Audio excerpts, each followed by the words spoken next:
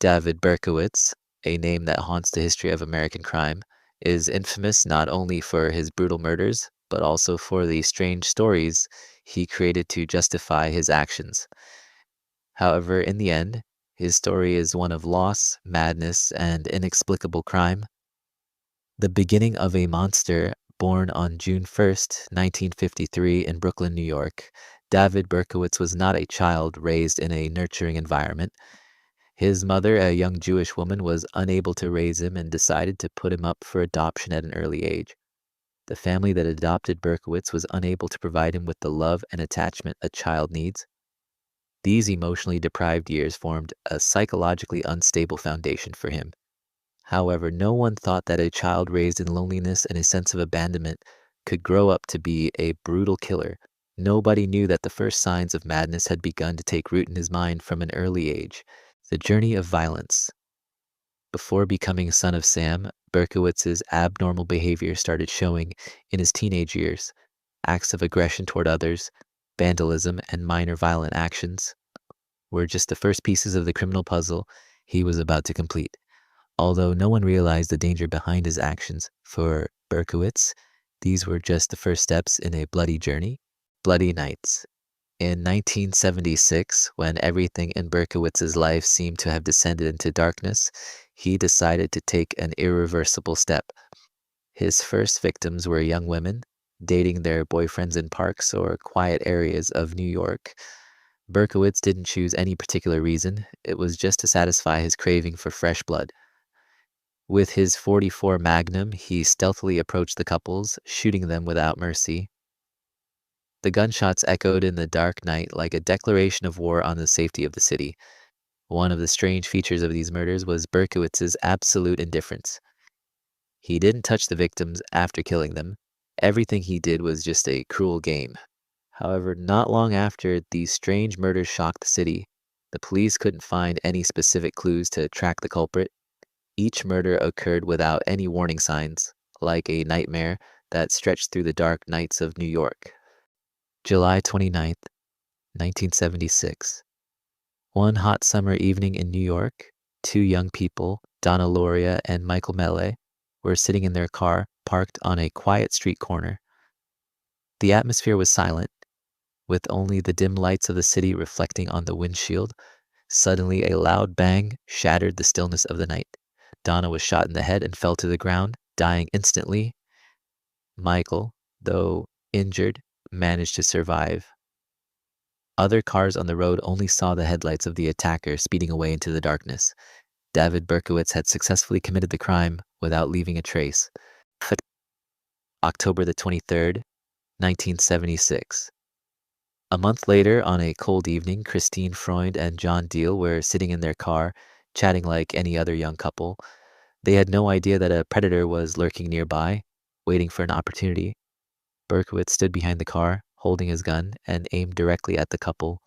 Christine was immediately shot, falling to the ground, while John was seriously injured, bleeding all over. The screams echoed in the dark, but soon returned to a frightening silence as the killer left. November 27th, 1976. Just a month later, on a fall evening, Valentina Siriani and Alexander Esau were parked in their car together. They had no idea that David Berkowitz was waiting outside. With a quick shot, Valentina collapsed instantly. While Alexander struggled to call for help but could do nothing, he continued to kill and ended Alexander's life. Neither victim ever knew who their attacker was, and once again, the public shuddered with whispers of Son of Sam. June 30th, 1977. Berkowitz didn't stop. Despite the shockwaves caused by his previous attacks, he continued his killings. On another evening, he carried out another murder. The victims were another couple, and once again, David Berkowitz used his gun to end their lives. The police still couldn't find a common thread in these cases, and meanwhile, fear continued to overshadow the city. Son of Sam, a criminal icon. These murders caused public panic and fear, but what was even more terrifying were the provocative letters Berkowitz sent to the police and newspapers. He called himself Son of Sam and described in detail the murders he had committed. These letters were not just challenges to the police, but also a way for him to boast.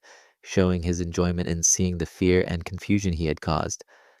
In these letters, Berkowitz claimed that he was being guided by a dog named Sam, an animal capable of controlling his mind, a bizarre story that many later considered an excuse for Berkowitz to justify his actions. But in his mind, it was the truth. The arrest and confession. Despite his attempts to cover his tracks, everything eventually fell into the hands of the police. One day in August 1977, while Berkowitz was parked near a crime scene, the police arrested him. Confronted by the authorities, Berkowitz had nothing to say other than confessing to all the murders he had committed. He showed no fear or remorse. Instead, he simply said he did it all because of Sam. When arrested, Berkowitz didn't express any regret and continued to hold on to his crazy story about the Sam dog. But with clear evidence and the letters he sent, no one doubted the true identity of the murderer. Berkowitz's psychology and motivation. When David Berkowitz was arrested, he claimed that his motive for the murders wasn't a random act or simply rage. In fact, he believed the murders he committed were by orders of a dog from a neighbor named Harvey, a black dog. According to Berkowitz's statement, this dog had commanded him to kill in order to satisfy something in his mind. However, later investigators and psychiatrists pointed out that this was a manifestation of delusion and severe mental illness, not a real reason. Throughout the trials and interviews after his arrest, Berkowitz changed and admitted that he committed the murders simply for the thrill of spreading fear and domination. However, he never expressed true remorse. He still clung to the theory about the dog and the orders he believed were from Harvey, but gradually in conversations he admitted that his reasons for killing were far more complex. Investigation challenges. During the investigation of Berkowitz's murders, authorities faced many challenges in finding clues.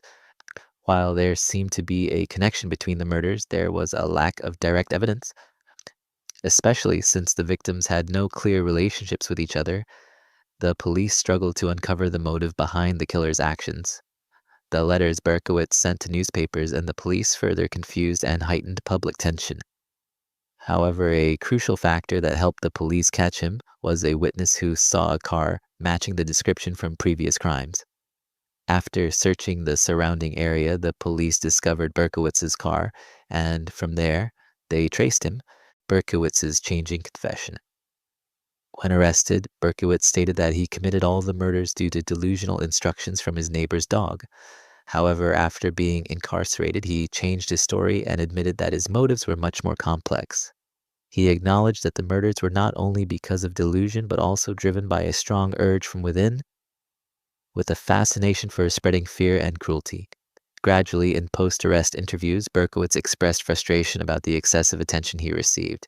He claimed that he wasn't a hero or immortal, but just a person obsessed with uncontrollable fits of rage. Trial and conviction.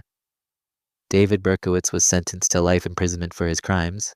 However, at the time, the death penalty had been abolished in New York, so he did not face death as he should have. Nevertheless, his life was forever determined within the cold walls of prison. During his time in prison, Berkowitz began participating in religious activities and expressed regret for the crimes he had committed. Though he became aware of his mistakes, the name Son of Sam would forever haunt the people of New York and remain an inseparable part of the most infamous crime stories in the world. Criminal legacy. David Berkowitz was not only a brutal killer, but also a symbol of madness in criminal psychology. The murders he committed not only left wounds in the hearts of the victims, but also in the minds of an entire city. And although time passes, the story of Son of Sam will always be an unforgettable part of the history of America's most heinous criminal cases. Berkowitz, even after admitting his crimes and seeking redemption, remains a prime example of darkness, psychological instability, and the crimes humans can commit when they lose all moral boundaries.